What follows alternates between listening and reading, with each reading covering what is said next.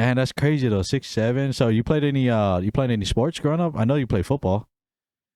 Oh yeah, I graduated high school playing football in '93, and then I went to well, you don't like No. I just played into the Samoan stereotype. Oh, I know you played football because you're Yes, you Samoan. did. Yes, you did. Big Samoan boy. You play football, yeah? Actually, I was part of the chess club and in choir meeting, and you know.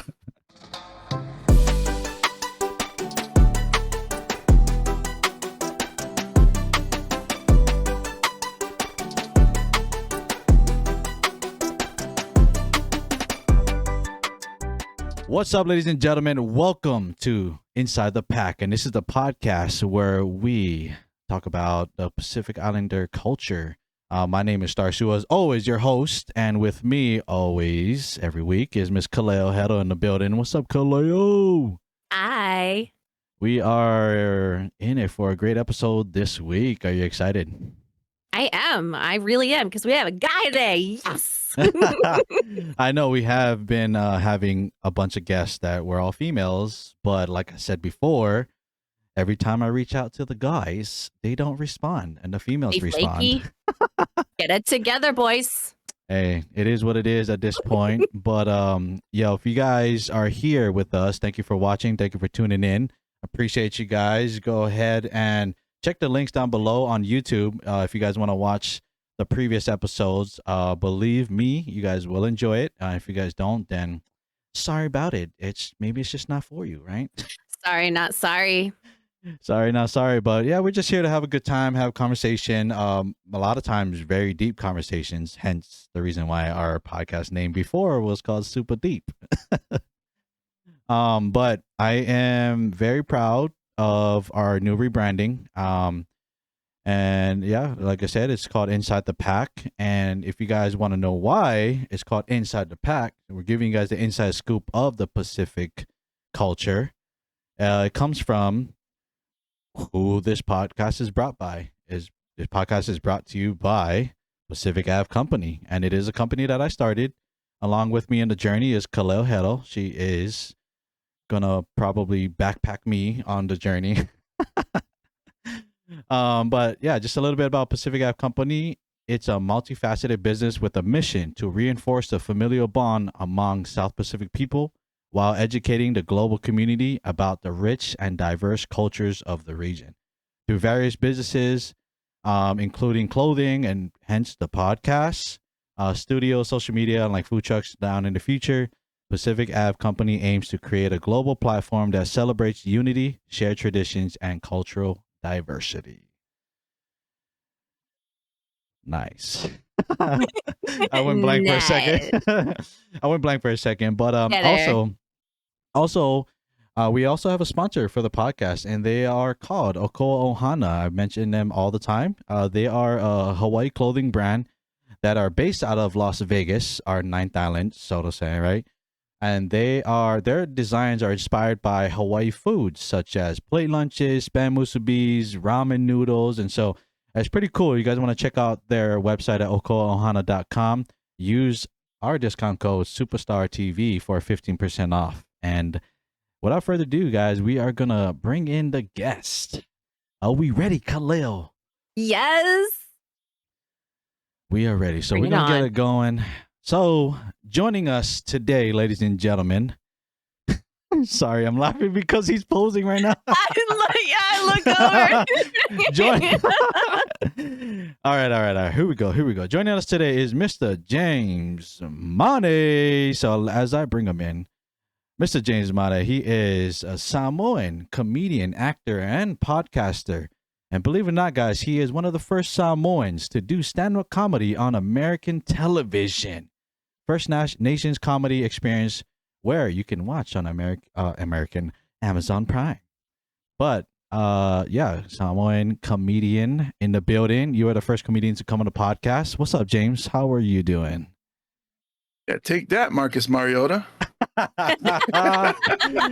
Oh man, what have you done, Mr. Heisman Trophy winner? Now we got a comedian. Oh man, hey, thank you for joining us, James.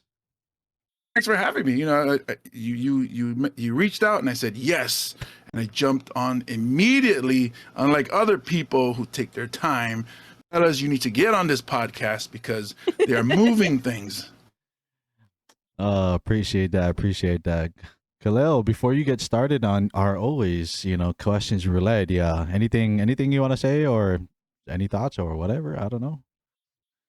I'm pretty excited to hear all the answers because I mean, hello, we love comedians. So I'm excited and like nervous at the same time to hear what comes out of your mouth right now. I'm just saying.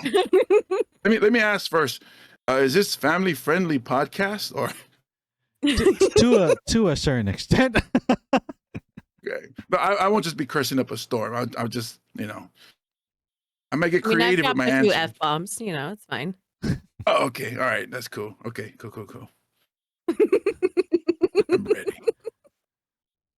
All right. Okay. So are you ready? We like to do a questions roulette. I try to ask you all these questions and you just have to answer them as quick as you can. Okay. Cool. Okay. So a morning person or night owl? Morning person. Oh, okay. Oh, right off the bat, I lied. I'm like, a comedian's a morning person? This is weird. Actually, I was like, wait a minute. I just answered right off the top of my head. I was like, but I'm not. It's like, I don't wake up till 9 a.m. So. Well, I mean, for some people, that's a morning person, I guess, maybe. Okay, let me get that answer back. Night person, night owl. Okay. Blockbuster or Netflix? Oh. Because I grew up in the Blockbuster era, I gotta go with Blockbuster. Yes. Pancakes or waffles? It was a whole thing. Waffles. Yes. Spam or Portuguese sausage? Ooh. Spam. That's my boy. What is your all-time? Wait, what is that? What is your all-time favorite song? Mm-hmm. Oh. So off the top of my head, Dog and Butterfly by Heart. Oh. It's not, but I heard that earlier today, so I'm going with that. It's a really nice song. Or Jesus Sandals? Oh. I don't wear either because I actually wear the Adidas slides, but I'll go with Jesus Sandals because it's similar to it. Okay. Board games or video games? Oh, video games. Okay. Nesian 9 or Common Kings? Whoa, why you do that? Because I grew up with one of them, I gotta go at Nesian 9. Lautiti was like a bodyguard for me when I was 4 years old. Okay. Frank DeLimo or Augie T?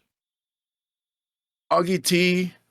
I guess Frank was when I was a kid, so I mean, Augie T is more now for me as an adult. Okay. I got all of them, didn't I? I think you're missing one. The Zippies one. I don't even see it on there. Oh, really? Something's wrong with my Discord. It's all good. So I'll just ask it then. Zippies or Liliha Bakery? Okay, because this is where the pressure comes in. Because I collaborate with one of them, I have to go with one of them. So I'm just going to say, if you guys was to clip this and say, you know what, my favorite place is Zippies. That's where James Monty likes to go with his family. Zippies. Oh, nice. There we go. I love that. Nice. I love it. So I guess, hey Zippies, maybe if you guys want to be a sponsor of this podcast, we would love to bring you guys on the team. Okay. Why not? Oh, hey. Some pretty good answers. Sorry, I don't know why it's not showing up on your end, but I guess it is what it is. I remembered the Blockbuster and Netflix one, but it's not showing either. Oh wow. Well, anyways, I did want to talk about To me, Blockbuster. it was a whole culture. Blockbuster was like, you went there and you hung out, and then hope that the person who took the movie or the video game you wanted to rent would drop it off while you're there. So Yeah. you keep asking the person there, Yes, can you check the exactly. box? Can you check the box? Okay. Yep. Yep, exactly. And if you had siblings and you only were allowed to choose so many things, you had to agree to get that one or those Yeah. two. Yeah. Kids today don't understand, man. To spoil, they get things too easy. Right, Yep. exactly. Not me catching you guys just standing at the Dropbox watching people drop off stuff. Dude, I would. I really would. It's due back today, so I'm like, when? By when? Yeah. And we had one down the street, so I was there, and it's like, oh, is that such and such game? I say, oh no. I say, okay, still waiting. It's due today. They say it's due today. They're about to close. They better hurry up. Right. I'm waiting here for a reason. I'm waiting Exactly. here. No. So I know But that was what I think a Nintendo, no, PS2, I think. This is way back in the days. Yeah, PlayStation 2, I remember. I know I think I want to talk about this. Is a big debate, and which is the reason why I put it on there, but you said you don't wear it, but the Scott slippers and the Jesus sandals. Like that is very common, which is kind of weird that I thought you didn't wear it. Well, first of all, I wear size 18 shoes, so none of them have my size. Yeah. I don't know if you guys can tell, but I'm 6'7", so. No, I definitely could not tell you were 6'7". Hello. Yeah. I mean, I only watched a few of your clips on your stand-up comedy. It's not like you look tall or anything. Yeah. There wasn't anybody standing next to me. Yeah. Man, that's crazy though. 6'7". So you played any sports growing up? I know you played football. Oh yeah, I graduated high school playing football in '93, and then I went to well, you don't like IA? No. I just played into the Samoan stereotype. Oh, I know you played football. Yes, you're you Samoan. did. Yes, you did. Big Samoan boy. You play football, yeah? Actually, I was part of the chess club and in choir meeting, and No, but yeah, I went to University of Buffalo in '93, '94. Got the career-ending injury, and then just came home and started working. The usual, what most football players' path takes them. Not everybody makes it to the NFL, so Yeah. I went the other way. Yeah, for sure. Especially, I don't know about the other cultures, but I know, because I'm Samoan, and I'm sure you can agree, James, that the Samoan culture, you don't make it into sports. You're gonna join the military, or you're gonna come home and work. Yeah. I know. I got tons of cousins that went into the Army. My dad was in the Army. And it was either you play sports, yeah, you're right, or maybe some freak thing happened where you got a smart one. And they go to college just for education, which is rare. It's like, Oh no. Not the freak accident. Oh, smart one. yeah. Oh. So it's the pretty girl is lucky, and then the smart one is a freak. Where did this come from? He said it, guys. He said it.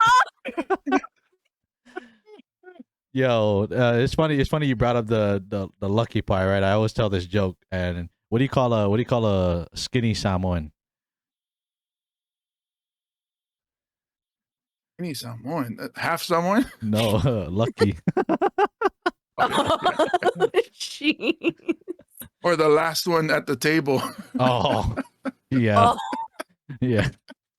I mean, That was our house. So even though we only had 4 of us, it was very competitive. Like you at school, and you're like, oh, Mom made pisupo and supakeli last night. We got some leftovers. When I get home, I'm gonna get that. You get home, you see your sister eating it. Everybody's like, did you eat it all? Yeah, I hate you. Thinking about that all day, and you ate it all. I hate you. Bruh. I don't know. I'm sure you can relate, Kaleo, because it's not even like the you made it home first, but your siblings want some. And you just make that decision. I'm not gonna share. Oh, facts. I have 4 siblings. There's 5 of us kids. It was like, no, I'm getting it first. But like growing up, school was just right around the corner from us. So we were always able to just kind of go home for lunch too. So whoever got home for lunch, like whoever had first period lunch during high school, yeah, you got it. You're lucky you get to go home for lunch. Right. Literally, it was I a would- block away from my house. Oh, I would have a lot of absence for the last period of the day. I need to Go go home, to the eat, nurse. catch a nap. Yeah. I need to go to nurse. But I was shoot. that smart, nerdy kid, so I always had a free period at the end of the year. Oh, must be nice. Oh, freak. Hey, we can't say anything. We can't say anything, right, James? Because as a football athlete, we would kind of get away with a lot of stuff in high school. This is true. I always so my teachers. It didn't happen until I was junior and senior. My teachers, my class I had before lunch would let me go 20 minutes early because they thought I helped in the cafeteria. But I didn't. So I would just, hey, we're going to help out the football players, the football team. We help out. Oh yeah, okay, go. Okay, bye. Oh, no. Oh, that's hilarious, man. That's hilarious. Yeah. We would literally, before we move on, we would literally at St. Louis, and for my fellow St. Louis football players, you guys can understand, or you guys know the story. We would get let out early the period before lunch so that we can go wait in line first before everybody else. Wow. Yeah, it's crazy. We had That's the dream. being a football player at St. Louis, you had not some, you had a lot of perks. I mean, our volleyball and softball teams had that growing up. Yeah. You know what? Volleyball is big in Hawaii too. Actually, a lot of people think it's just football. Volleyball is big. Yeah, my daughter is starting to. It's funny because my daughter's she didn't have a senior year of sports. Her junior year, she switched from she played soccer since she was 6, and then she switched to volleyball her junior year, committing to it. And then her senior, COVID happened, Ooh. so she didn't have, so she didn't really get recruited because she didn't have enough film. All she had was her junior, which she was still learning how to play. She even played football in her junior year. She was our kicker, and so because she didn't have enough film, she ended up going to junior college in Wyoming. She wasn't happy being there, and it was a kind of a toxic environment. And now she's back here in Hawaii she redshirted her junior year. She come back, and it's so funny. She was just at a bakery today buying, I won't say which bakery, but they have the Spanish rolls. So she was at the bakery, and then they go, "Oh, you're tall," because she's 6'2". She's like, "Oh, you're tall. Do you play volleyball?" She's like, "Oh yeah, I play for UH." And they go, "Oh," and they gave her a free bag of. She goes, "Oh, this is my favorite. It's like a ube bun or something, that purple bun." And they gave her a whole bag. The bag was huge. And she comes on, I was like, "I thought I told you only Spanish rolls." She goes, "They gave me that for free." I was like, "Man, see, you got to milk that." So she goes places and they give her free stuff when she mentions that she plays for UH Wahine volleyball. That's and funny. The funny thing is, because she's redshirt, so she doesn't even play. That's funny, but the freaking people of Hawaii, man, they support, man. They support local for sure. But yeah, let's dive deep into your career field. And as I mentioned earlier, you are a comedian, stand-up comedian. You had you're actor too, right? And I'm sure you've acted in a bunch of like comedy shows, and I don't know any other genre. You can tell me later, but can you share a little bit about your background? Well, you kind of already did, but how you got into comedy at first? I think it's funny. Some people don't really believe me when I tell them that comedy, Samoans it's part of the culture. I mean, the Falek, when the dance, they have the conductor who's actually the comedian up there. Um, um, my family is like we that's how we communicated. It's like a roast every time we talk to each other. Exactly. And that's just yeah. So, but none of us. Well, you know, some they hurt their feelings, but majority don't. And that's how it built up in our house. And my dad would talk trash. Um, of course, we would never talk trash back to dad, but it was just something you saw when he had his brothers around or cousins or whoever, and there's a lot of that trash talking going around. So comedy is just part of the Samoan culture. I'm not saying other cultures, you know, don't have it, but you know, growing up Samoan, we have it in our culture. It was always a thing, and I don't know about maybe how you guys are at your house, but it was always when somebody came over, we all had to like not necessarily present a show, but we all kind of like entertained whoever was there to make sure they had a good time. Obviously, they ate, you know, had drink, but we always made sure that whoever came to our house enjoyed themselves. So like that's like that showmanship. So all of this stuff is just part of the Samoan culture. And I was class clown from elementary all the way through college, and I just pretty much fell into. I was a fan of stand up comedy and sketch comedy, TV shows like Saturday Night Live, movies. And then one of the first movies I remember was Airplane, and that taught me how to be. It taught me, you know. How to be witty with joke writing. You know, they're very sarcastic, kind of like Naked Gun, like that kind of humor. And I remember my sister, who's an actor, she was writing short films, and she was trying to come up with an idea. So she met with a bunch of improvisers, the people that do improv. And I was just so happened to be there, and I started to watch these people, and they're so funny off the top of the head. And because it's about Polynesians, the one Samoan that I know that's really good at this, he's actually in Second City in Chicago, Jordan Savusa, who is so funny. He used to do some stand-up, but as an improviser, kind of like Wayne Brady. He's on that level in my eyes. He's on that level. Like, he's so witty, so smart. I'm watching these people. I'm like, wow, you know, I didn't know about this community. And then some of them was telling me, hey, go take the, you know, sketch writing class that led to me going to a stand-up comedy class. And this was like Craigslist stuff. So it's kind of like, well, I hope I don't get murdered, but maybe I'll get some jokes out of this.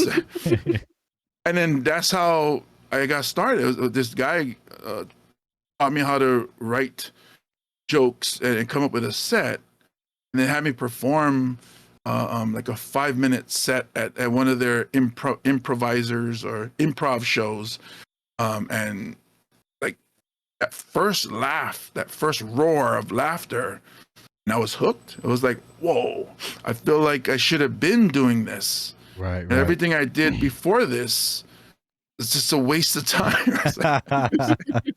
What was I doing? Playing football and running in the heat and tackling and blocking. I should have been doing comedy. And it's funny. I don't know how many people actually get to experience that. I'm not saying like I'm like super successful yet, but I've been given a lot of opportunities just by getting up on stage and making a room of strangers laugh. And you know, it was like maybe 14 years ago that I started.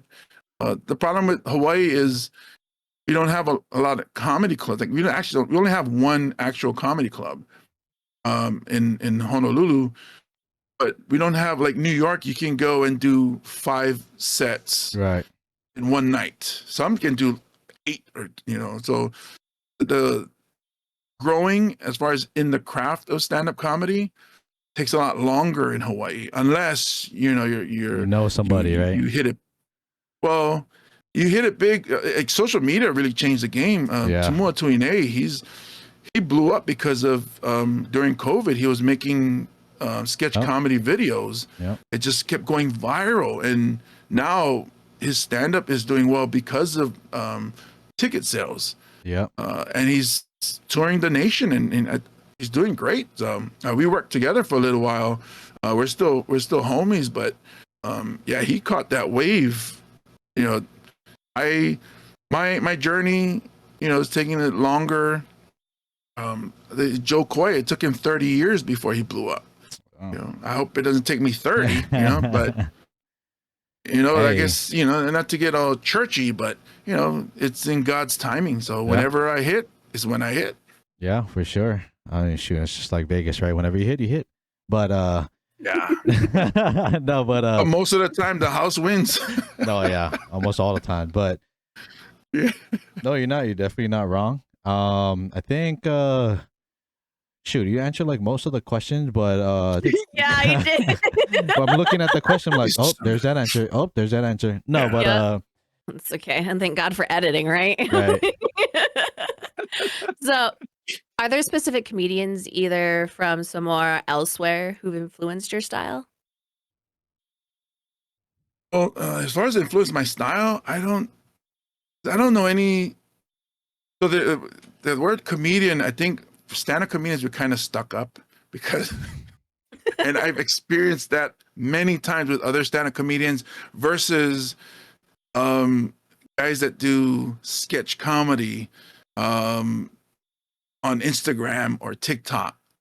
When they call themselves, and it's not just men, it's also women too, and they call themselves comedians, there's something in a stand-up comedian that goes, wait, comedian? You're not a comedian. Technically they are. So if I had to say, you know, maybe the Laughing Samoans had a little bit, but because they don't technically do stand-up comedy, not so much. From you know, as far as Samoans go, and really, I don't know any other. When I started, I didn't know of any other full-time stand-up comedian Samoan. I knew Hawaiians that did it. They were, you know, mixed like Hawaiian Filipino or Hawaiian some other Asian mix. But as far as Samoans, and that's why I got lucky to be, you know, like he mentioned, the first Samoan to do. And it's funny because when you want to be like, when you want to get a title of something, you be real specific. So it's like, he's the first full Samoan. So that excludes all the half Samoans. Because Tumua is half Samoan, you know.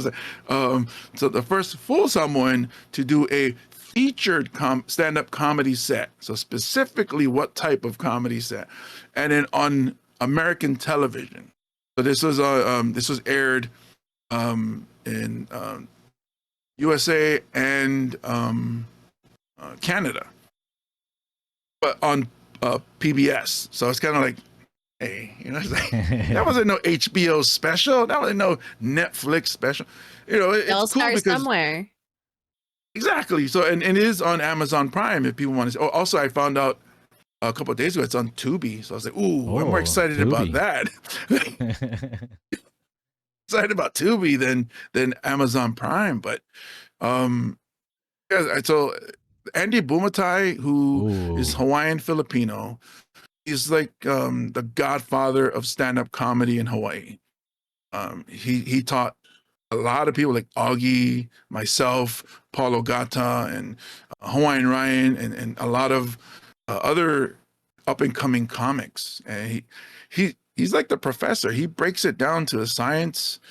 So as far as, you know, me looking up to someone, it was Andy Bumatai. Now it's like my peers. A lot of them are my peers, like Tumua. You know, we're all friends. Kermit Appeal, Paul Ogata, you know, these people that have Hawaii ties. We're all, you know, all making different amount of money. We're all on the same level as far as, you know, we don't. When Andy walks in, we're like, oh, it's Andy Bumatai. Yeah. And others walk in, like, hey, what's up, dude? You know. Yeah. So, you know, you made a name for yourself when it's like, whoa, like the room stops, right? Yeah. But like a quick like side question before I ask another question. So would you put, so there's, I mean, social media is a big thing, right? Big, like, you know, people make funny videos, stupid videos or whatever, jokes or videos, like, and it's not a bad thing. Like I know there's, because I didn't know the difference between stand-up comedy and sketch comedy and I didn't know that the Laughing Samoans was like sketch comedy, which made sense. And I was like, shoot, this whole time I thought they were stand up. But going back to the social media, that's like, I feel like that's a whole nother category of comedy, right? But as a traditional stand up comedian, like, would you consider that a part of the comedy world, or is it a part of like the social media world? You know? Oh, I would put it in comedy, but I wouldn't say it's stand up comedy. So like, Andy got advice from, I forget, it was like one of these old like Mort Saul, like, you know, news that, you know, like in the like started in the 50s and stuff. Gave him advice that you gotta appreciate this thing that we do as far as stand up comedians go, because the most difficult thing, they say, the most difficult thing to do in show business is comedy. There's the camera, there we go. And then the most difficult thing to do in comedy is stand-up comedy. So it gets smaller and smaller. There's only this very specific amount of people that can do it. And I've done improv. The thing with improv, you're up there. So like the Laughing Samoans, there's two of them. They're up there feeding off of each other. You know, they have an idea of where the sketch is going. Maybe they have lines that they're reciting. But I think Tofinga improvs a lot of it, and that's why it's so funny. So they have each other to bounce off, whereas stand-up comedian is just you by yourself, and everybody in the crowd is just looking at you. And if you don't get it, if you don't catch them right away, then that turns into it's like, oh, he sucks. You know, yeah. So that's it's not like we can lean on the next person, you know. So it's. So when those guys say they're comedians, and they say they're comedians, I've changed. You know, I've grown up. I was like, they are comedians. They're not stand-up comedians. That makes sense. So like guys like Kili Sosili, you know, the Russell Satele, So all these, Real Ati, all these guys. When I first started out, I was like, that's not comedy, but it is comedy. They're doing comedy because they're making people laugh, and they're doing well. I mean, look at the numbers that they get. You know, and, you know, Mr. Coconut is another one that Mr. Coconut. He does like a lot of FX editing and stuff too with his comedy. It's pretty. Yeah, he looks like he's a gamer. Like he likes. I think he is collaborated with him a few times. Yeah, he is a gamer. He's like for the sure. Anime is like. Yeah. I played actual Call of Duty with him like probably once, but he doesn't know who I am. But anyway, I just remember his name, and he was playing with a friend, like a mutual friend, and he brought him in, and you know how it is. But the other also Coup Dip TV. Oh yeah. He's like, every time I'm on TikTok, there he is live on Fortnite. Like, what's up, Moose? Is like, hey, what's up, man? And then speaking of streamer, Kaleo is a partner verified on Kick. Oh, the new Kick, or the people that left Twitch. Yeah. Exactly. But I like Kick. I heard Kick gives more. You get more of the money than Twitch does. 95.5. Yeah, so I've been thinking about starting a gaming thing, but I suck at video games. So. But see, that's the thing. Like that kind of, you don't have to be good at the video game. In that kind of world, you're selling yourself. It's you. So yeah. I like to tell. I'll say this. Go ahead. You're and I don't mean this in a sexist way. Oh, here it comes. I see where this is going. You are a pretty female, so you don't have to know how to play the game. Your voice, you know, you have a voice, so it's like, I don't care what she's playing. I'm here to watch the show. It is what it is. It is what it is. Yeah. You're not wrong. Facts. Yeah. No, but I was gonna say that, like, I've told, when I streamed, I used to stream on Twitch. That's where me and Kaleo met. I used to always tell people the streaming world is a whole nother section of the entertainment business. You're entertaining people that are watching you. It's like watching a live TV show, really. Okay, so comedy often involves addressing challenging topics. How do you approach the sensitive subjects, particularly those related with culture and identity? So that's the tough thing with cancel culture being a thing now, where before comedians could just talk about things and not have to worry about how others took it. It was like, it's either funny or it's not. Now it's either funny or it's not, or it's offensive. I did a show in LA last year, and I have a joke where I'm talking about how I hate this flight attendant. And I mentioned, and I don't say I'm fighting her, but I kind of like joke around, like, oh yeah, fighting the flight attendant. I have a hashtag that I say, I hate you, Leilani. You know, it's the hashtag. And then it usually hits when I tell that joke here, or even when I performed in Arizona, it hits. And then my friend who's from LA, he's telling me, he's like, after we talked after the show, he's like, you got to remember that, you know, LA, they're woke. You know, so if you're talking about fighting a female, that's a no-no. And I was like, but these are jokes, you know, and some people think like conservative audiences would be the worst audiences to tell jokes to, but they're actually more open to those kinds of jokes where you can push the envelope and push, you know. So how I avoid it, so when I'm in a room and I do little test jokes here and there, or I watch the comedian who's going up earlier and seeing how the audience responds to what they're saying, that I avoid certain things. Then I talk about me. I talk about, I'm more self-deprecating. I just insult me. And so tell a story about being a single dad or a girl dad, or growing up, raising this Afakasi girl in a Samoan house, you know. So it ends up being more like Kevin Hart, because Kevin Hart goes that route too. He doesn't talk about politics like Dave Chappelle does. He stays away from those controversial topics, so that you don't get that groan or that ooh, you know, from the audience. Because to me, I'd rather them not laugh than go, oh, or oh, you know. Then you hear that, you're like, oh man, I went the wrong way. It's like, Yeah. I mean, that's how it's everything is like a game plan, you know. It's like, okay, see how this audience responds to this. If I go first, then I got to do a test. I got to test the audience, and I usually try to turn it on the audience. So like I have a thing where I get up and like, all right, I need you guys to picture this. And I was at McDonald's arguing with my girlfriend earlier today, and if you have to close your eyes to picture it, go ahead. I was arguing with my girlfriend about the Big Mac. All right, if in your head you see me arguing with someone who looks exactly like me, same size, but she has long hair, then you're racist, because why can't I have a small Asian girlfriend? And because that's usually what they picture. They don't picture 6'7" Samoan guy with a small Asian girlfriend. They picture a giant Samoan woman. You know, it's like, shame on you guys. And then it kind of opens it up, like, oh, we're the ones that are messed up.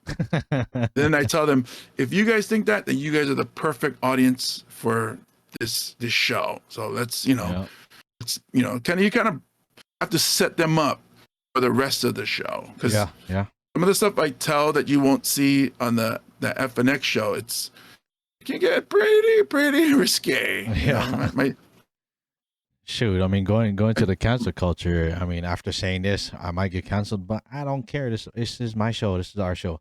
I feel like it's the generational thing, where back in the days, comedians, like you said, you could say whatever you want. It's either funny or not. But now it's like, I don't know, maybe our world, our, you know, generation now is pretty soft and like, come on now, suck it up. Yeah. Very I think soft. it's like, yeah, it's kind of soft, but it's also like, oh, you don't want to hurt other people's feelings. Where Like, back come then, on. I was like, I really didn't care. You know, if it's funny, it's funny. You know, it's like, Yeah. And the best jokes is when it's so relatable. That's what makes it funny. yeah. You know what I mean? Especially in the Polynesian culture or Pacific Islander culture. Oh, that is like straight to the fatu, but it's funny. Yeah, because a lot of people ask, like, how do I make jokes about us Polynesians relate when I'm up in the mainland. And the way it is we all have relationships with family or friends. Yeah. And the difference between mine and yours might be, whether I'm talking to a Palangi audience or a Meoli audience or Latino audience, is that we have a lot of similarities. And that's what you kind of try to find, like, what's his name? Felipe Esparza. A lot of his jokes that he talks about being Mexican, it relates to being Samoan. Like he talks about, he says the most racist people against Mexicans is Mexicans.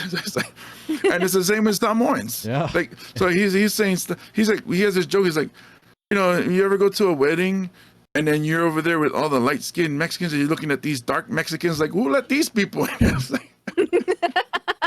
Because I know Samoans that look at other Samoans like, oh, here comes from the American Samoans. Like, oh, look, they're from Western Samoa, and I'm like, what?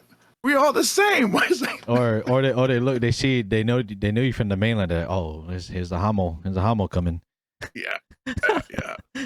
But, Hey, look, I understand that all too well. I go back to the islands and it's like, look at this white girl from the mainland coming. I'm like, yeah. hey. Well, excuse me for learning English. Right. Proper enunciation and vernacular. Right. Well, we're gonna take a quick break while I say this. So, ladies and gentlemen, thank you guys for listening in to the podcast. I hope you guys are enjoying the show. We are here. Joined with us, hanging out with us is Mr. James Mane, Samoan comedian from Hawaii. And if you guys enjoy on YouTube, go ahead and like the video, subscribe to the channel, and hit that notification button so that you don't miss any episodes. If you guys are on Spotify, go ahead and follow the podcast, rate our show out of 5 stars. And there's a bunch of questions below the episode that you guys can answer and participate with us. You guys are going to go ahead and check out our social media page. The link will be in the description to check out our podcast, Instagram, and Threads, and Twitter, and it also would link to our company, Pacific Ave Company, that is the overall company of this podcast. So yeah, go ahead and check it out, and thank you guys again for listening or watching. And we are back. So we're going to talk a little bit about the culture and our heritage of the Pacific Islands. You heard a little bit about what Pacific Ave Company is about, what the message is basically, trying to unite our Polynesia, Melanesia, and Micronesia cultures together. Yes, we understand that there is everybody's unique individual cultures, but our message is to show people or tell people that, we come from a bigger collective heritage. And that's the South Pacific Island heritage. There's differences, but there's a lot of similarities. A lot of influence off this from from way back when. But yeah, so the first question, like, what do you think about the company's that message of bringing our Pacific Islanders together to be united? What do you think about that? Oh, I like it, and it's funny. I used to have a joke where I talk about people when they say Pacific Islander, they think of iron knife dancing or climbing coconut trees, or they don't think that, hey, Japan's an island in the Pacific too. Nobody goes, oh, Pacific Islanders, oh, height, because it's true. Pacific Islanders isn't just us, the Micronesians and Melanesians. I almost sounded racist. Like, I have a few Micronesian friends. I mean, we all do. I grew up at some Micronesians that I didn't even know were Micronesians until I got older and understood that there are different cultures that make up, this unique group of Pacific Islanders. Right. Yeah. And I think it's good. I think it's, and I like that you guys always mention, yes, we do have our unique culture individually, but we're also part of this big umbrella. Right. And we should be supportive of each other, because when you take us individually, we're all very small groups of people. I mean, I remember seeing a story about is it Tomato Pecco was playing Pecco, for yep. the I think Cincinnati Bengals. Yep. And they were saying that where he's from in American Samoa, you can take everybody from that country and they'll fit inside Cincinnati Bengals Stadium. That's how small the amount of people they have there. Yeah. And you can fit them in the stadium and still have seats open. So it's like we are very small in the big, grander scheme of the globe. So, when we all are together, it makes us stronger as a Pacific Islander group. Right. So why do you think our people started to segregate or separate themselves from each other? Like, Hawaiians saying that they're not Polynesian. Yeah, I might get canceled for saying this, but I mean, I grew up with that. So I was born in 75, grew up in the late 70s, early 80s, up to the 90s, and knew that I was not considered local. My parents, who came from American Samoa, weren't locals. And I always saw that, and I was like, but for me, I came to Hawaii when I was 8 months old. I might get canceled because of this. I don't speak fluent Samoan. I do know if you're talking trash about me, but I can't talk back, fluently. So, it's me. I consider myself a local boy, because if I went to Samoa, they'd call me Haole boy or Palangi. So I consider myself local, but locals never considered Samoans local until maybe after the 2000s, because now there's so many of us. Whereas when my parents came over in the 60s and 70s, it was just a handful. So in my opinion, being a comedian, the way I think, my parents and their generation were the Micronesians of today, where when they came over, the locals would talk trash about them. It was always, Samoans, all they do is drink beer and fight, and they don't do nothing. They don't work, and it's the same thing they're saying about Micronesians today. Yeah. So when I hear that, I'm like, hey, you guys used to say that about my people. And my dad, being the trash talker of the family, would make trouble. And when there was a kid his parents were suing Kamehameha Schools or Bishop Estate because he was Haole or white and wasn't able to get into Kamehameha. And I remember all these old guys and my dad's friends were discussing it, and they're mad because they went to Kamehameha Schools. And my dad looks at him and he goes, "Oh, you're not Hawaiian either." And he goes, "What do you mean? I am Hawaiian. I went to Kamehameha." And he goes, "What's your last name?" He's like, "Tanaka? That don't sound Hawaiian to me." So he would always, but he was like that with every culture, because even me, he would say I'm not Samoan because I never spoke fluently. And that's, so it wasn't like he just picked on Hawaiians. He picked on everybody. But that's that's why I could see why he would pick on these guys, because the way they talked about his generation of Samoans, and they started to come over to Hawaii. So with all these, with all these negative, affiliations or whatever by, within the cultures, right? Does that have to, do with why, they don't want to, like, Hawaiians or Maori, because even Maoris in New Zealand would try to say, and all of this is on social media. They're like, we're only Maori. We're not Polynesian. But like, because of all of those negative influences, I feel like that has to do with a little bit like, I don't want to affiliate myself with those Polynesians. So yeah, I'm not Polynesian. You know what I mean? Yeah. Yeah, I think that's a big part of it. I think, which is weird, because if you actually go through like genealogy and the way the people traveled, we all came from Micronesia. It's the Austronesian, I believe they called it. Right. Like from Indonesia, we all came down from the southeast. was it Southeast or somewhere? But we came from the same area basically. Yeah. Yeah. And they started to come over. And that's why you have a lot of Samoans who have last names like Alu or Ayek. That's the Chinese names that, you know, I don't know. There's a weird story of why there's the AH before it. But I know Hawaiians with the Alu last name and Samoans with the Alu last name. And that they're saying came from China, that lineage came from China and spread throughout Polynesia. So it's weird that people would say, no, it all started from this island. It's like, I mean, if we go way back, we can say that the first humans came from the continent of Africa and then spread out. So, you know, we're all brothers and sisters at the end of the day. Right, exactly. And that's what me and Kaleo mentioned the last episode. Right. What was it again, Kaleo, you said?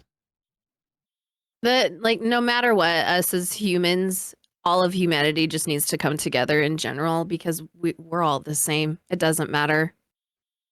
Yeah, it's not like you know, we were, and the other thing that we said too is it's all of these stories that we, you know, our generations now, it was a game of telephone, you know, ancestors passed down the story and kept passing and over time, who knows if the actual real story is the real story that we know today, right? Yeah. Because it's passed on by word of mouth, and nobody had written anything down other than, what are these pictures on this rock? I don't know. Yeah. What is our interpretation, our opinion, as it states today, how we see that, which isn't necessarily accurate as to what it was originally meant for. Yeah, and it could also go with the religion too, but we'll stay off of that. Yeah. That's a big one because I mean, technically, I'm not afraid of it, but Starr might be. Yeah, I am a little afraid, but you know, don't like we talking about cancel, but technically, all religions was introduced to our islanders just, you know, out of nowhere. We never knew religion before. Yeah. To be honest, you know what I mean. We were like, oh, this rock is alive. Let's worship this rock. Okay, I didn't say that. If you smell, it's cooking.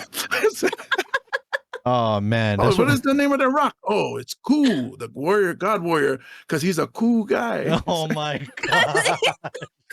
This is what happens when we bring a comedian on the show. Oh, man. I love it. So, I know we kind of mentioned it a little bit, but even though there are the unique individual cultures within the Pacific, and it's, you know, it's obvious, you know, everybody has their own language, their own way of doing things, their own practices. Like, how similar are the cultures within each other, and how does that represent the message that we're trying to portray, that we all came from the same place because it's so similar yet different? You know what I mean? Yeah. Oh yeah. Big time. I mean, because even the words too, like, so I know, like, Hawaiian people, they hate when we say King Kamehameha was Hawaiian or was Samoan. You know, it's like, you know, the largest island in the Hawaii island chain is Hawaii. The largest island in Samoa is Savaii. You know, it's like, it's just a lot of similar. Their numbers: Ekahi, Elua, Ekolu, Tasi, Lua, Tolu. It's, you know, it's very, very similar. Plus, you know, King Kamehameha was known for moving a rock. Our people move furniture. That's our thing. You know, it's like, so, and no other people would go to other islands and bully those people and take it from them. Samoans do that. So that's our thing. You know, so guarantee Kamehameha was Samoan. He go, hey, these guys know, like, these guys over here by the poly, they know, like, pay the cover charge. Hey, push them off the cliff then. But there's a lot of similarities, not just the Hawaiian Samoans, but even Tonga, Tahitians, the things that were. The thing that I like is taking it all the way over to the Aztecs. Look at Marquesas and Easter Island. They're very similar to the way they're dressed and the way they look, because you know, the people, the East French side or Polynesia, French Polynesia, were yep. smaller. Yep. Yeah, they were smaller, and so were Aztecs. But you know, they were things that they wore. You know, I mean, a few thousand years ago. You know, who knows? Yep. You know, they say that these are studies that taro, which came from the sweet potato of the American continents, but chicken came from Asia, which had to have come through Polynesia to Right. get to the American continent. So it's a lot of stuff. I mean, come on, canoes. You know, the Native Americans used canoes. They just got rid of the outrigger. They said, we don't need this. The river is too narrow. Yeah. Get rid of the outrigger, and we'll use these oars. I'm like, oars? That's not oars. That's paddle. Yeah. Paddle. How? How come? See? Yeah. So, so how much, you know, on a little bit, I guess a little bit more serious note, right? How much do you think, you know, our stories passed down from generation to generation, and how much does that influence how our people think now? You know, that way of, you know, what I was told is what is the right way, what I believe. You know, this is the story my grandparents and my great grandparents, they told me this is the right way. Like, no, you guys are wrong. You know what I mean? Like that's where it starts conflicting everybody and starts slowly separating us, right? Yeah. Well, it's the same thing with so my family's from Vaikongi, which is the turtle and the shark. They have that turtle and the shark legend where so the story that I was told, it was a grandmother and a granddaughter that left Western Samoa, or Upolu, and came to American Samoa and landed in Vaikongi, and they treated them nice, and you know, so they jumped into the ocean, turned into a turtle, and turned into a shark. Then I see other stories saying it was a couple, a husband and a wife, and I see, so like, because that we pass things word, you know, word to mouth, or you know, whatever. We don't write anything down. We share, yeah, word of mouth. So the story does change, you know, and then who's to say if it was a couple or it was a grandmother, granddaughter, and so like, and that's just my parents telling me the story. What was it before them and before that person? Like great grandparents are probably like, no, we just look in the water and we saw a shark and we saw a turtle. And we named that one grandma and we named that one granddaughter. And then the next generation was like, oh, you know what happened? Yeah. If grandma and granddaughter. Because if you've ever gone drinking with a buddy, you know he has some weird stories. And we do have the ava, you know, the kava. Yeah. So it's all like, Chief, oh, sorry, man, what happened? Right. I don't know. I saw this old lady and this young girl, they jump in the water, and now they're turtle and the shark. What? Yeah, and they always gotta. You always gotta. It don't matter what you're drinking. And Kaleo, I know you can agree. No matter what you're drinking, you always want to spice the story up. You know what I mean? Oh, Just want to spice it up just a little bit. Yeah, just. And then over time, when you keep spicing it up, people like believe it. You know? Yeah. I mean, that's what I mean. Like a couple generations down, like, you know, if we could time travel and we go back, like, what are you talking about? What turtle? What shark? Right. That's what my great grandma told me. Well, your great grandma was wrong. I told her great grandma something else. Right. So well, sometimes stories change as far as like particular individuals involved and whatnot in order to tailor it to that people or whatever, whoever you're telling the story to. So that way it resonates with them a little bit more. Yeah. Yeah, I like to hear the people that say that, you know how much they love their culture, right? The way they embellish the story. Like people can say, "Oh, King Kamehameha was 7 foot tall." I was like, "How you know? Where you say? Did you see a Instagram picture of him or something?" It's like, no, he was, those days Polynesians was 10 feet tall. I was like, "I don't know about that." Do you have doctor records? I know. Where's his birth certificate? His and Barack Obama's got to be the same place, huh? But yeah, so like, and then they'll say like, so one of my cousins, we had a family reunion up in California, and it wasn't just my grandfather's but my mom's dad's family. It was the clan. So Liu is our my mom's maiden name, so Liu, which is a Chinese name, but there's a lot of Samoans with that last name Liu. And it was like the whole clan showed up. And so one of my cousins did a deep dive into the lineage of the Liu family and said 19 generations ago, it came from Fiji. And so I'm like, wow. First, I'm like, how do you dig back 19 generations, man? It's like, I don't even know my great grandparents, but you got 19 generations. Where is this? Which cave did they write this in? And they said 19 generations. The Liu family came from a high prince or princess from Fiji. It's like, I gotta be royalty for. Why can't it just be like the person that was sweeping the beach because they were crazy? You know, so, why we? That's when I was like, yeah, it's gotta be fake. But 19 generations, that's crazy. Yeah, that is like, crazy. I would have bought if he said we're from China. I'm like, oh yeah, the last name I can see it. We're related to Lucy Liu and Simu Liu and Gordon Liu. Yeah. And it's a you know, you said it earlier, and all of us. Wait, are you full Samoan, James? Yeah, well, as far as I know. You know so what I'm getting at, right? You know, majority of the population, especially in Hawaii, we're not. I'm guarantee you, we're not fully blooded, and so that's how you can tell that like our cultures traveled throughout different islands, you know, voyaged out, because we are all mixed. I mean, and that goes for the whole world really too. But if you look at our culture, you know, a lot of people like to say, I'm 100% Samoan, 100% Hawaiian, Maori, whatever it is. Like, that's 23andMe that, sir. Yeah.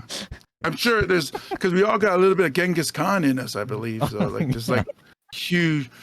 I think this is good. But the more we mix, the better we become as a species. And I think maybe like 3 generations from now, all humans are gonna look like Patrick Mahomes. It's just where we're headed. So. We're gonna have this kind of voice. You're gonna like, red 74, red 74. Oh no! You got the mixture of nappy and Polynesian hair, and then you got the light skin. Then you got the blue eyes, like the Balangis and the Howleys. And we'll all be able to play football. We're almost there. My daughter is Samoan, Hawaiian, Irish, and she is pale. So wait. So you're trying to say because Patrick Mahomes can play football, he's Samoan? Yeah. Well, yeah. That's. I mean, come on. It's Mahomes. Mahomes. Oh my god. Oh my gosh. But that's Hawaiian. That sounds more Hawaiian. Yeah. Mahomes. Are we the same? No. That sounds more Mexican. My homie. My homie. My homie. Yeah. But he plays for the Chiefs. So that's us. Oh my god. What is it saying? It's good to be the chief. Is that the whole saying? It's good to be the chief. Yeah. It's good to be the chief. My cheeks hurt. You know the Chiefs, right? Chiefs translated to Hawaiian is Na'ali'i, like Ia. Got it all the way around. You know, I always mistake Ia's and Moana Lua's mascot. Oh. I always think, Ia Manu wait, what? Manu wait. How dare you? Menehune. Yeah. Hey, Menehune is a mini chief. not a chief. It's like a what do you call it? Leprechaun. Oh, it's a Hawaiian leprechaun. Wow. That's what it is. They were mischievous. That's what they were. Oh yeah. They're mischievous. Oh, that's funny. That's what they were. It was like, oh my god. Hey, Kaleo. Kaleo, what high school would you have gone to if you were raised in Hawaii? She's like, no, I can't stop laughing. Just, doing the Hawaiian version of that the Irish jig. Oh, brother, chemo, Mina, get your 4-leaf tea leaf. That's good luck, bro. Oh man. Oh man. Chemo, you're so mischievous. You many. I'm gonna start snorting. Okay. Okay. So let's we're gonna move on to our final segment of the podcast. First, before we start that, James, I just want to show our appreciation, for joining the podcast. Really appreciate you coming through. And Thank you for having me. For this segment, I'm gonna put on my colors. Oh man! Now, This one. whoever's watching, now you guys can cancel them. It's gonna be a Maori group from Hawaii. Oh man. And then actually the shirt just came in, but yeah, we're gonna go into our final segment, and we usually do it at the beginning, but I want to do it at the end this time. So, and Kaleo, I need to know your answer too. Don't think you're opting out of this. So we play a game called One Must Go, and I'm sure you've seen a clip on it on our social page. So this is a movie genre edition. One must go, James. Comedy movies, romance movies, action movies, or horror movies. I got it easy. Horror Okay, movie. so answer. Or okay. Oh, Okay, I'm with him for yeah. Because to be honest, well, comedy automatic for me. To believe it or not, I do like rom-coms, so the romantic comedy has to stay too. yes. And then action, I mean, you get bored sometimes. All right, let's go watch John Wick shoot people because we love dogs. Because we love dogs. Yeah. Exactly. I would get rid of horror too. There's probably well, actually, there's a lot of people that love horror, gruesome, scary, thriller movies. Oh yeah, so. absolutely. But I think we can live without that. Yeah, I can do without it. I think we can live without it, because especially with me, I am not. You can ask my wife. If you guys are watching, you can ask my wife. I am not the best person to watch scary movies with.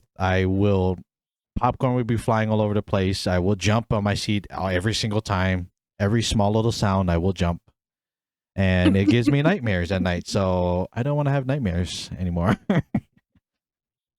People hate watching, because I always point out, and my daughter does the same thing. We're watching, like, oh, it's got to be that person who killed him. It's got to be that person. That's the person. Like a mystery or something. Like, yeah, it's got to be her. It's got to be her. Look at her. And the whole movie, we're just talking about how evil or bad that person. It's her. Look at her. Look at the way she tied her hair. He ties her hair like that and does good work. That's a filthy. Yeah, so you guys are talkers in the theater. Well, no, not theater. In the house. In the house. Oh. Yeah. In the theater, nah, not so much. We're too busy eating.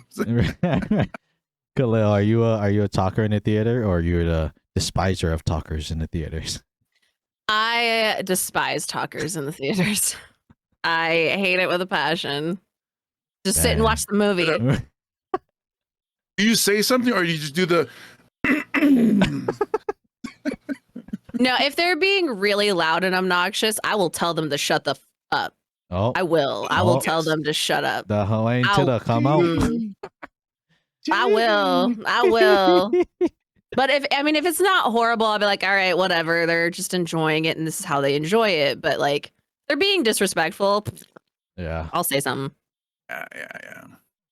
especially even like for me, if you're gonna pull out your phone and you have to send a text, at least like kind of hide the light. You know what I mean? Don't just hold it out in the open and then just shining bright. You know what I mean? Right? Yeah. Dim it. You got dim it. I mean, you'll be like the old man. What? No, I stay in the movie. I stay inside a movie. They'll be like, shut up, old man. Why are you here watching Avengers anyway? You're 7 years old. Well, you'll see here, young man. Captain America, he was born in our time. Oh no. I have the original. All right. So that is it for the show, ladies and gentlemen. Thank you guys for watching in. James, again, we are going to be doing our little outro. So, Kaleo, if you want to take us out. Remember to be uniquely you. It's the best thing that you could ever do, and I'm proud of you for it. If there's somebody that you love, please make sure that you tell them. And remember to show yourself some love as well. All right. And what I always like to say is just a golden rule, like what we were taught at the, St. Louis High School, on the hill of Kalaipahaku, the best school in the whole wide world. Anyways, we were taught the golden rule, to treat others the way that you want to be treated. Because if, we do, it'll be a better world. And James, do you have any final words before we officially head on out? Yeah, since you guys are doing quotes, I would love to drop one. I actually got it from the movie Van Wilder, which is, don't take life too serious. You'll never get out alive. I love that quote. That is amazing, for sure. Well, James, thank you again for joining us. And ladies and gentlemen, go ahead and do all your things on the social, like everything, all that stuff, that whole shebang. And we will catch you guys on the next episode.